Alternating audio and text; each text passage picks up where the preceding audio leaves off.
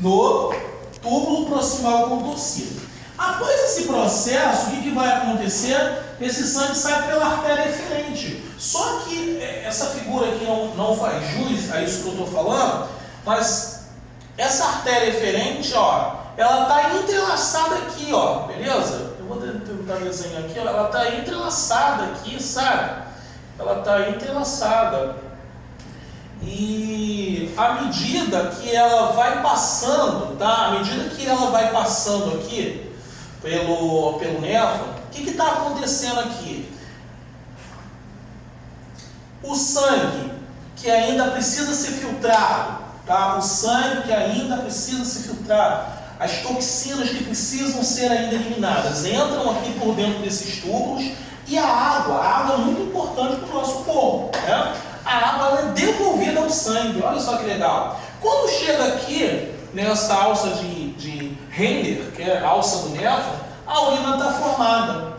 Quando chega aqui embaixo, a urina já está prontinha. Ela sobe pelo tubo contorcido distal e pega esse tubo coletor. Esse tubo coletor, ele está apontado para cá, ó, para a pirâmide renal. E a urina vai aonde? Cair, vai ser canalizada para essa região. Beleza?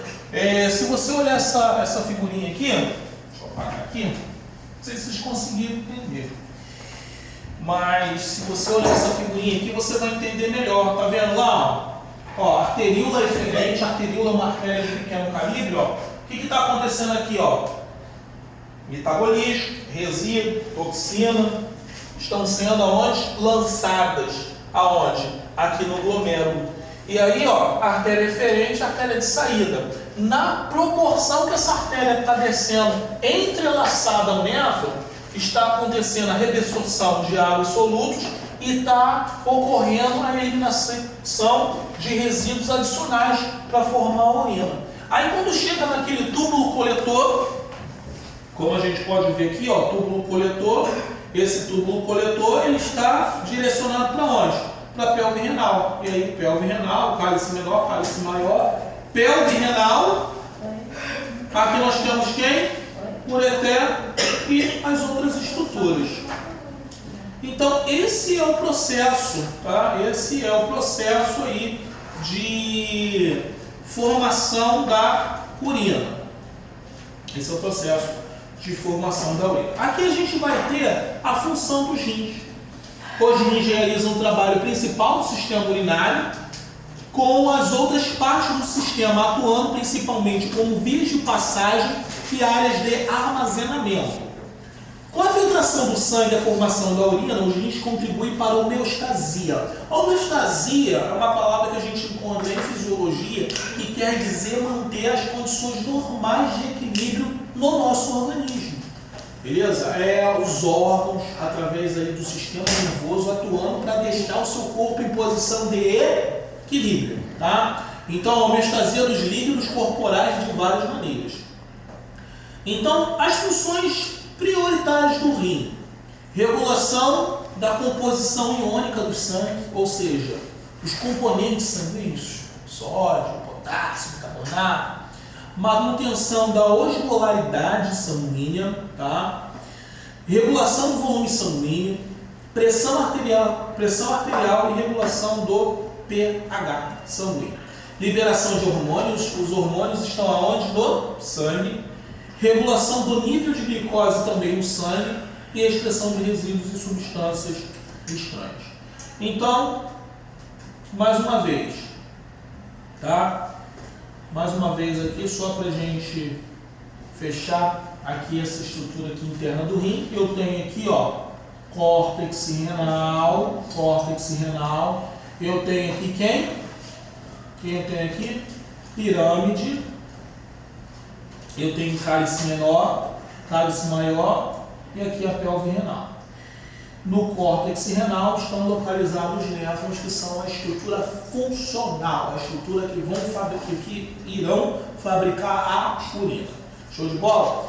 E aí esse sangue ele retorna, tá? Ó, ele retorna, vamos dizer assim, purificado, né? Purificado. Então você elimina e, obviamente, você, como se você purificasse o seu sangue. Então, já falando das funções dos rins, o ureter não tem muito o que falar. São 2 tubos que transportam a urina dos rins para a bexiga. Órgãos pouco calibrosos, os ureteres têm menos de 6 de diâmetro e 25 a 30 de comprimento. A pelve renal é a extremidade superior do ureter, localizado no interior do rim, descendo obliquamente para baixo e medialmente. O ureter percorre por diante da parede posterior do abdômen, penetrando em seguida na cavidade pélvica, abrindo-se no ósseo do ureter, situado-se no assoalho da bexiga. Em virtude desse seu trajeto, distinguem-se 2 partes do ureter, abdominal e pélvica. Vamos lá, vamos falar um pouquinho de ureter? O ureter, então, é essa estrutura aqui, como a gente pode observar. O ureter, eu acho válido a gente saber, todo conhecimento é importante, tá? Todo conhecimento é importante. Função do ureter: conduzir a urina do rim para a bexiga. Ele pouco calibroso, constituído de músculo liso. O ureter, ele tem alguns segmentos, tá? Por exemplo, aqui eu tenho o segmento abdominal.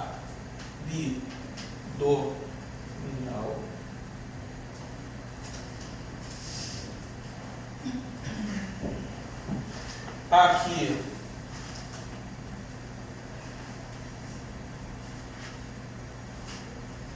eu tenho o segmento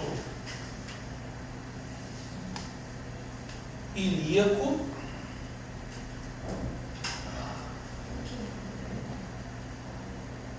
Aqui eu tenho o segmento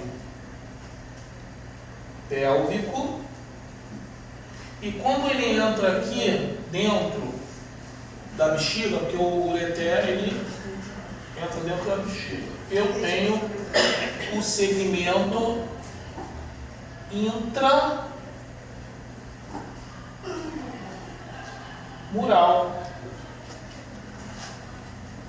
Decorou?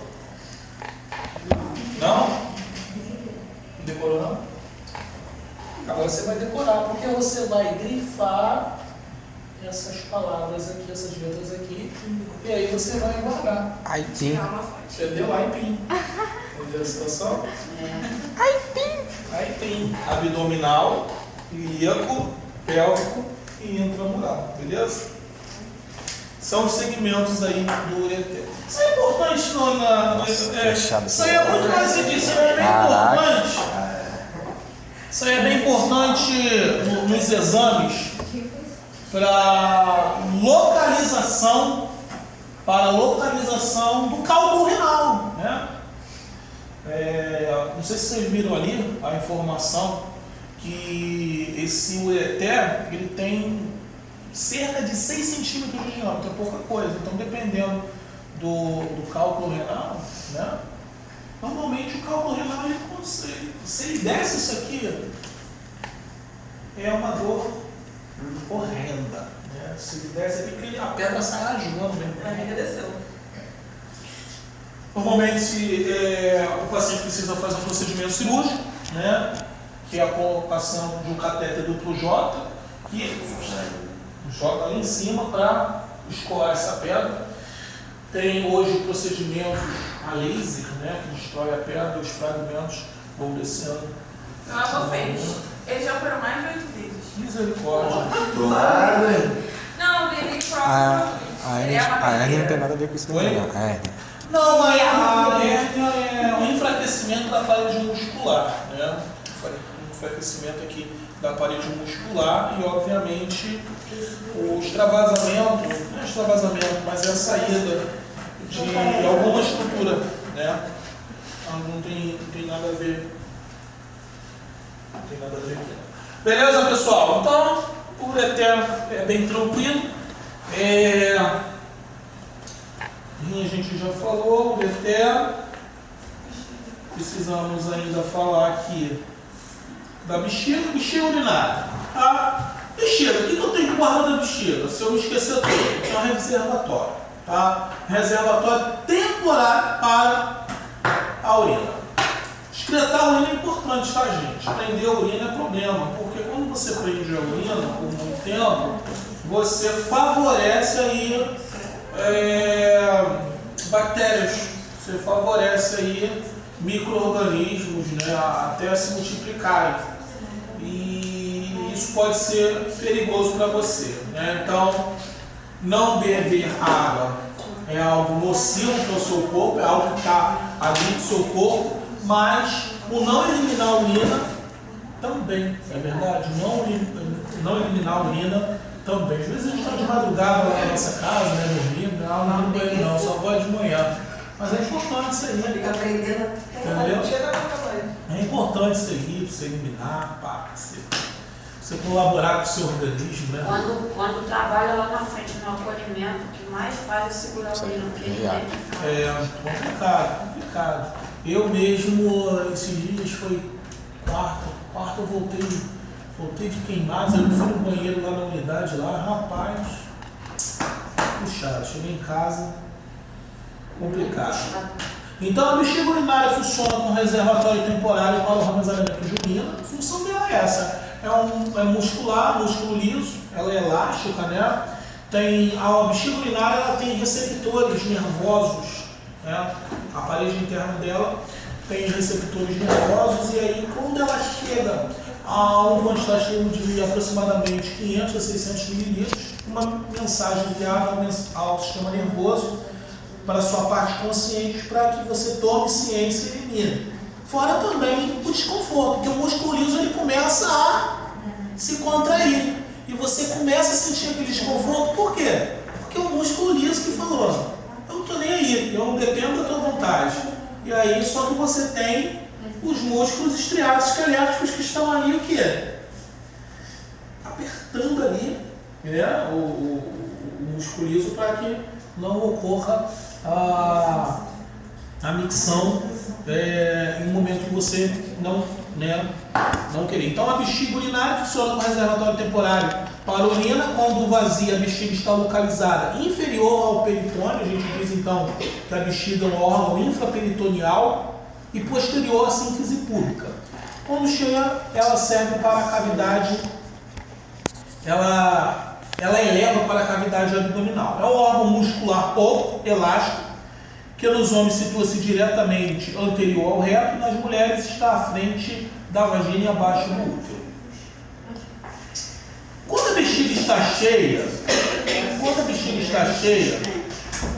sua superfície interna fica o quê? Lisa. Uma área triangular na superfície posterior da bexiga não exibe rugas. Esta área é chamada trígono da bexiga e é sempre lisa. Tá? O trígono é importante clinicamente, pois as infecções tendem a persistir nessa área. Esse trígono aqui é chamado de trígono vesical. É nessa região da bexiga que ocorre normalmente os processos de infecção. A bexiga urinária contém um músculo esfíncter chamado de esfíncter interno que se contrai involuntariamente, prevenindo o esvaziamento. Inferiormente, o músculo esfíncter envolve a parte superior da uretra e está o esfíncter externo, que é controlado voluntariamente, permitindo a resistência à necessidade de urinar. Tá? Deixa eu mostrar aqui para vocês. Deixa eu mostrar para vocês aqui, ó.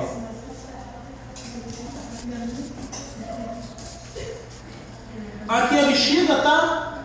Aí a anatomia da bexiga, como a gente pode perceber. Essa área aqui, ó, é onde está penetrando os orifícios da uretra. E essa área aqui que forma o trígono vesical, nessa região que ocorre a infecção. Se você parar para analisar, olha quem a gente tem aqui, músculo perimetrais, tá? E aqui está o esfíncter. Esses músculos são dependentes da tua vontade. Eles estão interconectados. Então, ó, quando a bexiga está muito cheia, esses músculos se contraem para teoricamente, fechar, resistir à vontade de eliminar a urina. Tá? Quando esses músculos relaxam, a urina desce livremente por esse canal que se chama aqui uretra. Beleza? E só para a gente concluir, fazer uns exercícios e um trabalhinho, né? Isso aí. Bom dia.